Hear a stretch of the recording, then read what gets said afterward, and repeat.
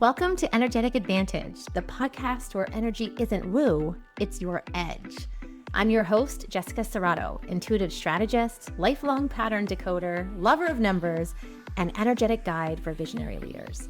Around here, we go energy first, strategy second. Every episode will give you a perspective, a tool, or a timeline shift that helps you lead from your power.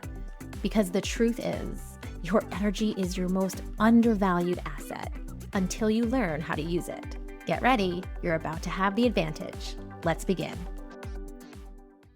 June. June has officially entered the chat. Whew. And honestly, this month really feels like the moment where all of this experimenting, all of this messing around, all of the what happens if I try this energy from April, and all of the pattern recognition and relationship awareness that we got from May kind of clicks into place and sharpens into precision. Whew. So are you ready for it? I'm so excited to do this June energy forecast because June will move quickly. And I know that it is a huge energetic advantage to have this information ahead of time. So when things do move quickly, you already have your decision. You already know, so you can move just as quickly. So before we get into the forecast, let's just recap. Remember, April was let's fuck around. And then May was like, okay, now we're finding out. And if I were to put June into a very short sentence or a mantra or something that I want you to remember, it would be this: shoot your shot. I keep seeing this image of a bullseye. Not chaos, not spraying energy everywhere, not throwing spaghetti at the wall and hoping a noodle sticks, right? This month, this energy is all about precision, specificity, intentionality, and trust. And this is because June carries the energy of the 7. So what we're going to do in today's episode is jam about this energy, what it means for the universal energy, this energetic weather that we're all feeling. And then I want to bring it into action. Some themes, some questions that I really want you to consider to put into practice as we enter this month. Okay, so if we go back to the 7, we get this energy, we get this number by adding the year plus the month. So 2 plus 0 plus 2 plus 6 equals 16. 1 plus 6 equals 7. Before we get to the 7, I just want to say this. Look at all the 2s and 6s in here, right? So much relationship energy, so much emotional intelligence, so much intuition. A lot of awareness around support, belonging, discernment, connection, and all of those underlying energies funnel into the 7. So I'm not throwing shade, but that's why you cannot listen, or I don't want you to hear all of this energy about what the 7 means and these recycled energies of the 7. Because the 7 energy in June 2026 is different than the last 7 energy we had and will be different than the next 7 energy we have because of these underlying energies, because it is a composite of the 2s, the 6s, the 0s, and the 1. Very, very different. All of these energies funnel into the 7, which is action. But let me actually be more specific here. Not random action, not action for the sake of experimenting. That was so April. So 2025. No, it's all about aligned action.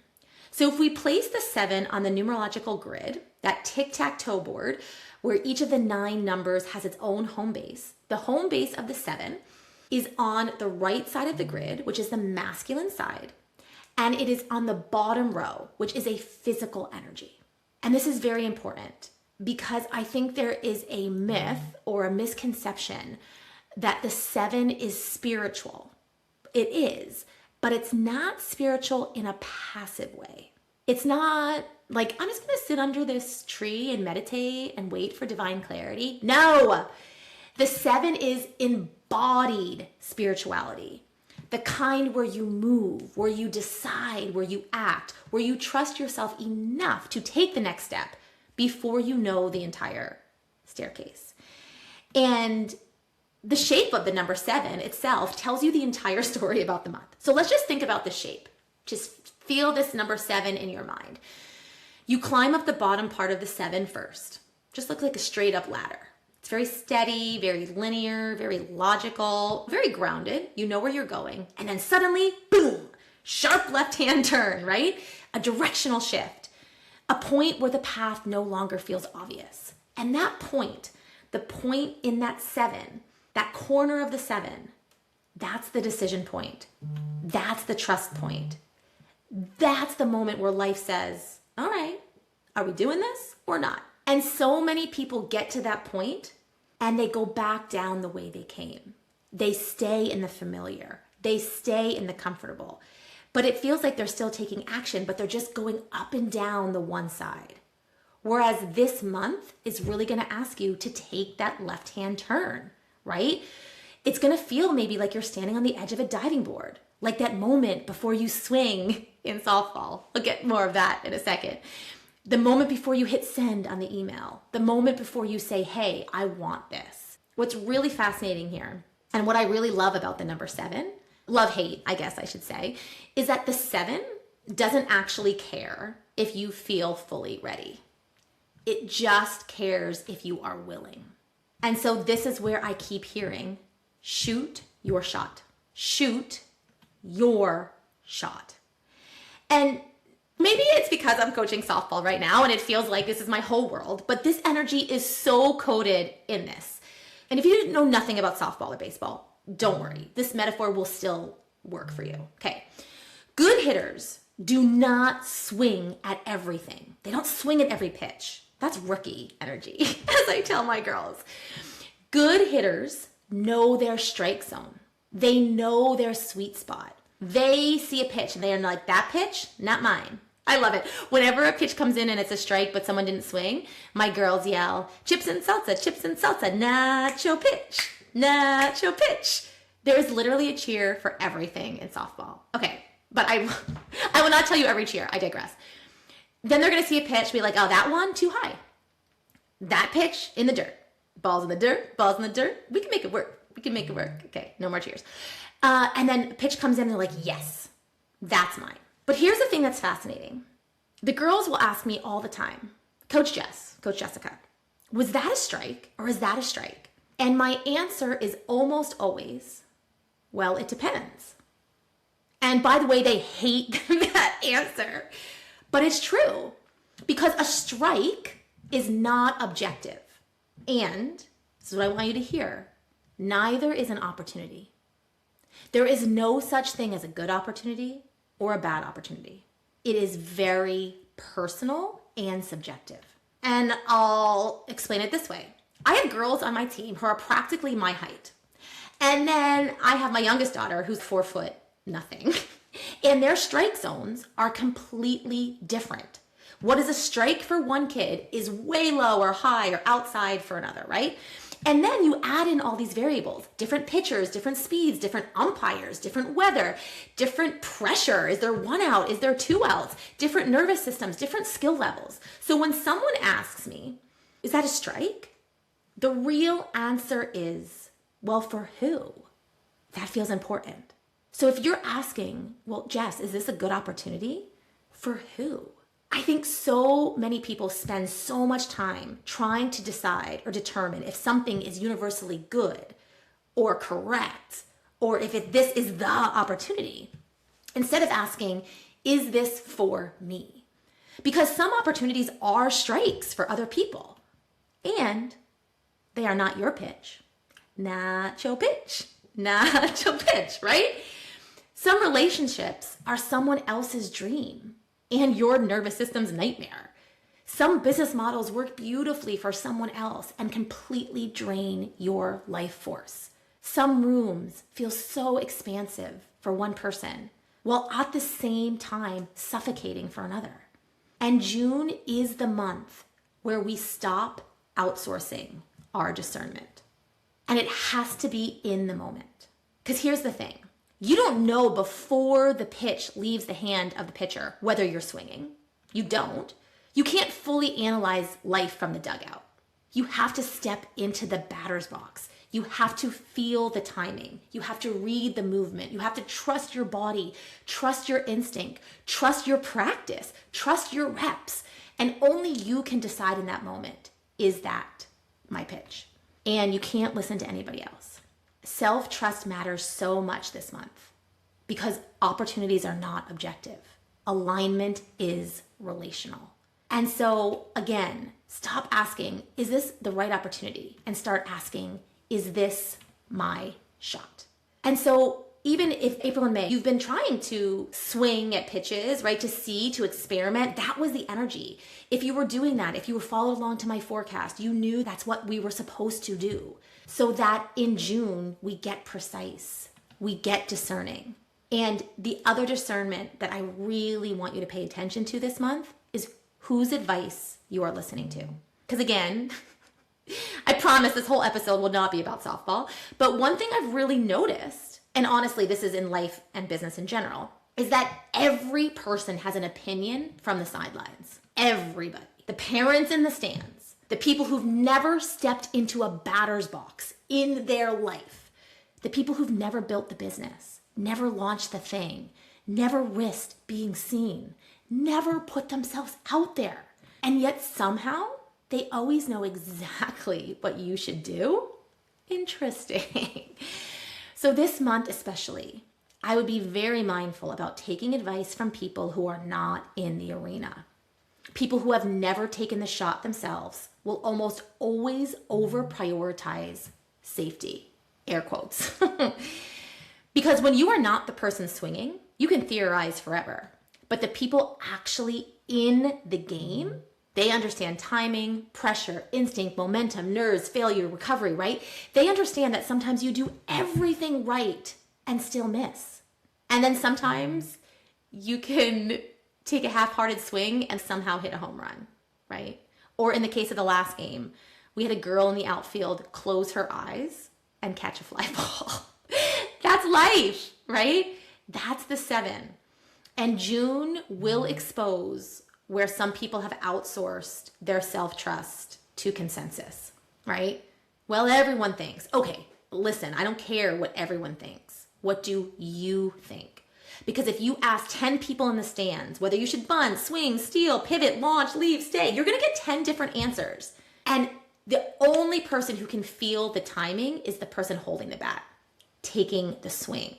So this month is so deeply about reclaiming that relationship with yourself. This is where trust becomes everything. And this brings in this whole chicken and the egg concept of what comes first.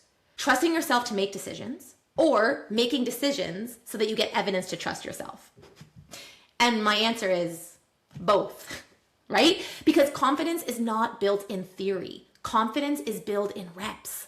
Right? Again, just think when we're little and learning to walk, we don't demand certainty. Well, before I attempt this, I'd really like some guarantee that I'm going to be able to walk across the whole floor. No. We fell, we adjusted, we recalibrated, we tried again, and eventually our bodies learned, oh, this is what it feels like to walk. That's June. Your nervous system literally learning through motion, not through overthinking. Because overthinking is going to be such a trap this month. The 7 can become hypermental when disempowered, right? It can get stuck at that point, right? That's where you lose momentum. When you have to make a hard left-hand turn, nothing's just going to make you do it. You have to create this momentum. And so a lot of times that decision point there is where people get stuck in, well, what if? Well, what if I choose wrong? What if I fail? What if I look stupid? What if this changes, right? The worst question, the question that most people get stuck on in the 7 is how. I'm going to come back to that one in a second. But in the empowered side, that 7 answers you and says, yeah, it might, and we're still going to go. That's still courage. Courage is not absence of fear. It's movement with fear. And the reason that this number 7 carries so much significance across all cultures, it's because it represents this bridge. It represents this bridge between the physical and the mystical, the known and the unknown. And I mean, this is so apparent in the way the 7 often appears, right? We got different religions, different cultures, 7 days of creation, 7 chakras, 7 colors in the rainbow, 7 seas, 7 continents. When Buddha was born, he took 7 steps. In Cherokee mythology, the first animals stayed awake for 7 nights. Even our brains can hold around 7 items in our short-term memory. That's how you can remember, that's how I can remember my best friend's phone number from when we were little, 226. Well, I won't do that to you. I won't tell you a phone number, but I will never forget that. 7 digits. And the one I love the best, well, maybe just in this moment, is the 7 musical notes. Do, re, mi, fa, sol, la, ti. Back to the beginning. Do. With only 7 notes, humans have created infinite songs. Isn't that unbelievable? Infinite expression from just 7 frequencies. That's a strong message for June also. You do not need infinite options. You need mastery of what already is in front of you. Precision, willingness. And I hope this month that you are going to realize, if you haven't already, how you actually know far more than what you've been giving yourself credit for. You don't need to learn more or do more. I'm just going to say this with love. You just need to stop avoiding the decision point. Because the other interesting thing about the 7 is it repeats. The 7 repeats. You think about, again, that shape of the 7. It keeps poking your side. The same lesson in a different costume. The same relationship dynamic, different person. The same business problem, different launch. The same feeling of exhaustion, just a different week. The same opportunity knocking again and again and again. Like this universe standing outside your house with this big boom box. Basically, it's like that song on repeat. Hello, we're going to do this lesson until you learn it. But here's the thing. We cannot just learn a lesson in our mind. I think that's where a lot of people might get stuck. Yeah, logically, I get it. But the 7 reminder is a physical masculine energy. It requires embodiment, right? And so there is something about bringing your whole body into it when it comes to lessons. And I'm just laughing of like, looking down at myself, I'm already doing this. I'm already feeling this energy for June. So I'm recording this. You can't see me, but I'm on a place called Riverside where it's recording my face also. And on Zoom Room, you just think about dressing from the waist up. Like, well, it only matters what I'm wearing on the top because that's all people can see. But for the last little while, I've been choosing to wear pants, obviously, but put on full outfits. The 7 requires embodiment. It's not just what people can see. I'm not just choosing to dress what people can see. I'm choosing to dress my whole body because it affects how I feel. And I think that's a really important lesson of embodiment this week that you just can't overlook. And a lot of times when things repeat or when similar things happen to us, I think some people might call that bad luck. And this month, we have to redefine what luck means because the 7 is also always associated with luck, right? Lucky number 7, slot machines, jackpots, winning streaks, right? But luck, I feel, is one of the most misunderstood energies ever because what some people call luck is, of course, what I call preparation meeting opportunity. People can see someone hit the bullseye and say, oh, wow, lucky. But what they didn't see were the thousands of misses, the practice, the heartbreak, the recalibration, the courage, the moments that they almost quit, right? And so this month, it might look lucky for some people. But if you zoom out, you will realize that they've been preparing for this moment for years, right? It's like there's more than just this moment. The same thing about poker. You all know I play a lot of poker. People think poker is gambling, but actually really good poker players know it's emotional regulation, it's probability, it's discernment, it's reading patterns, it's timing, it's knowing when to go all in, right? There is more than meets the eye. And if we actually look at the word luck, you know, I'm a big sucker for language. Luck actually equals the energy of 2, right? L is 3, U is 3, C is 3, K is 2, creates the 11 and brings it into the 2. So luck is actually the energy of intuitive partnership, of alignment, of awareness, of responsiveness. Luck is not passive. Luck favors movement. It's like a mirroring, like your action creates the mirror. When you are prepared and the opportunity comes, it's in that moment, right, where luck blooms and blossoms. And I think that's why people who never enter the arena or never play the game, they rarely experience luck. They're always down on their luck, or they're always feeling unlucky, because here's the thing. Luck requires interaction. You bought the ticket, you started the conversation, you took the swing, you launched the thing, you walked into the room. And people are going to say, wow, you're so lucky. No! What they missed was the willingness to participate before certainty existed. I'm going to say that again. You must be willing to participate before certainty exists.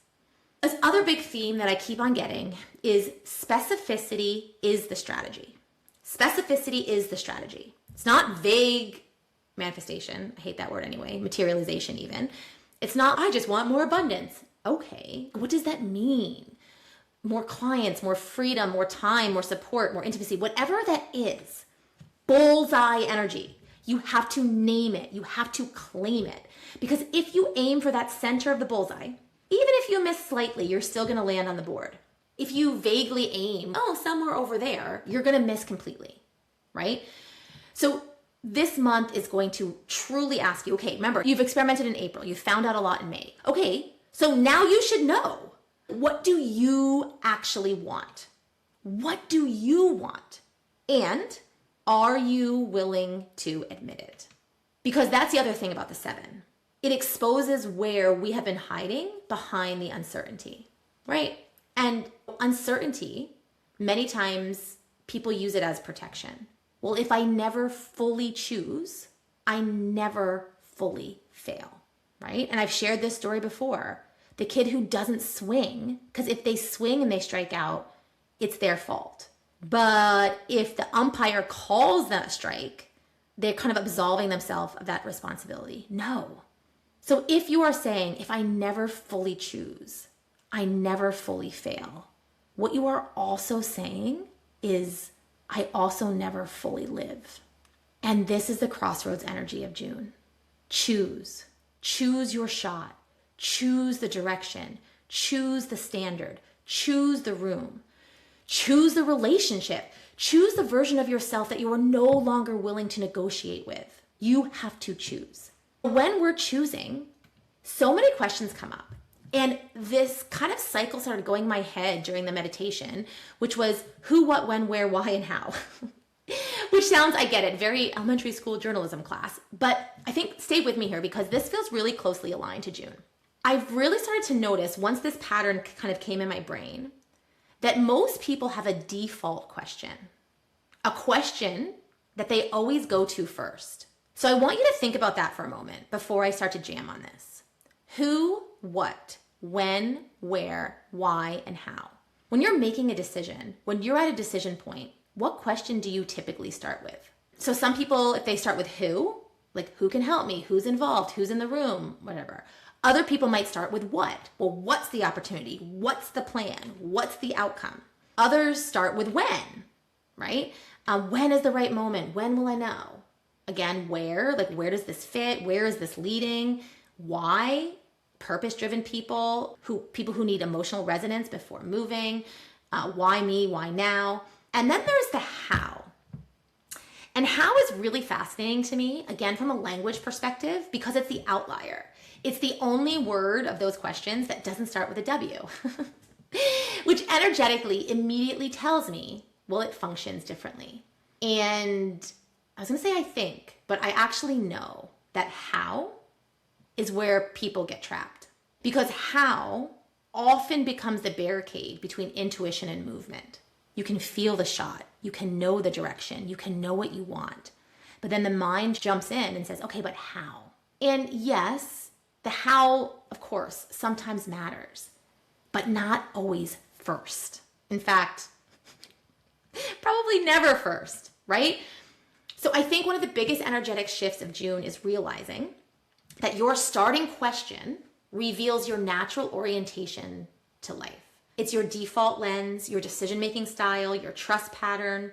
And so this month, I really encourage you to notice, which question do you ask first when making a decision? Which question are you avoiding? Because again, sometimes the people obsessed with why avoid the what. The people obsessed with who do so because they don't want to stand alone. If you're obsessed with when, you can delay forever. If you're focused on the what, you can bypass your emotion entirely, right? So June is not asking you to answer every question perfectly before moving. It's just asking you to notice which question has been running your decisions and which questions you've been avoiding. If we think about the 7 and why most kids choose 7 as that jersey number, why they're so attracted to that physical masculine energy, is because it has this inherent energy of risk. And there is that tightrope on the top of the 7, which is the fine line between risk and reckless, right? So in the empowered side of the 7, it's brave, trusting, innovative, embodied, willing to lead, willing to move first, willing to show others what's possible. But the disempowered side of the 7, just that slight over the edge here, is impulsive, reckless, impatient, or on the other side, needing the guarantee before the movement. And so again, kind of what we talked about is the biggest medicine this month is truly realizing clarity is not found from the sidelines. You learn the shot by taking the shot. You learn timing by swinging. You learn trust by embodying your own decision. And so this month is this massive energetic initiation into self-trust. And you can't borrow it, right? Not, well, if they validate me, then I'll move. If someone else tells me it's a good idea, then I'll know. No. It's, can you hear yourself clearly enough to act before the applause? And so this month, I feel, is going to be a huge month for business pivots, relationship clarity, creative risks, visibility, embodiment. But again, only for the people willing to participate, because it is not passive. I feel, looking back, if we go ahead in the year, if we look back on this month, I think a lot of people will see where this is the month where a lot of things changed. Not because they were lucky, although it might feel like it, not because the universe magically handed them something, but because they stopped standing, waiting for perfect certainty, and they took the shot. So, as we head into June, I want you to ask yourself, get ready to write these questions down, or just hear them in your mind. What is the shot that I already know I need to take? Where have I been pretending that I need more clarity when really I just need to embrace my courage? What keeps repeating, not because I'm unlucky, but because I haven't actually made the decision yet? And where in my life am I being asked to trust myself more? Because reminder, June, again, is not asking you to swing at everything. It is asking you to trust yourself enough to swing at the quote unquote right thing. Your strike, your pitch, the one that you can't wait to hit. And you're not focused on where it goes. You're focused on meeting it and taking your shot. If you want some deeper support moving through this energy, my June calendar is available now. So if you haven't yet experienced the calendar, it breaks down the energetic themes of every single day. It gives you a month ahead full forecast so you can see the patterns, and then it goes directly into day by day, the opportunities, the shadows, the best ways to work with the energy. It gives you journal prompts, activations, there's a guided visualization. It's such a powerful tool, but especially during this month when precision truly matters. You get your first month free, so we'll put it in the show notes. You can experience it for June. And then also, super excited, my Q3 forecast is officially open. So if you like or love these monthly energetic forecasts, you want to come to my Q3 forecast. This is where I break down the next quarter. So July, August, and September, and we go deep. It's a full immersive experience. It's not just me talking to you in your ear. It's you coming with questions. You get a workbook. We do a guided visualization together. I give you the themes. I ask you questions. We get some personal insight. Q3 is big. This new energetic landscape, right? Where it's going to be the bridge, the 891, right? And this massive recalibration about what we are available for. And I'm calling this Q3 forecast the season of light. And again, we're going to put that in the show notes. It's a really great way to feel confident as we head into this next quarter. And don't tell them I told you, but there's a special opportunity to add on a one-on-one session at a very discounted rate if you join the Q3 forecast. Psst. Okay, so that will be in the show notes. June will be the shot. If you shoot your shot, Q3 is going to be the trajectory that follows it. So I definitely want to help you after you swing and after you hit. I want to help you navigate the bases. I want to help you get all the way home. Oh my gosh. Ending, of course, on a softball analogy. Thank you for being here. Thank you for listening. Thank you for being brave and trusting yourself, trusting this intuitive hit to know that energetic advantages are here and we need to harness them. Shoot your shot. Swing the bat. Get in the game. June is a beautiful month. I'm going to start crying. I feel this so strongly. June is the month for you to get all it is that you want. You have to be willing to get in that batter's box. You have to be willing to swing the bat. You have to be willing to get precise, to be strategic, to be specific. You have to be willing. If you are willing, preparation meets opportunity, and this month will feel lucky. Full sevens across that slot machine. And if you've never had that feeling of getting full sevens across the slot machine, get ready, my friends, because I have, and it is a good one. Thank you for being here. Happy June, and I'll see you all next time. Bye. Thanks for being here inside The Energetic Advantage. If today's episode opened something for you, share it, tag it, or send to the person who popped into your mind. And remember, energy first, strategy second. Your advantage has always been in you. Now it's time to lead with it. See you next time.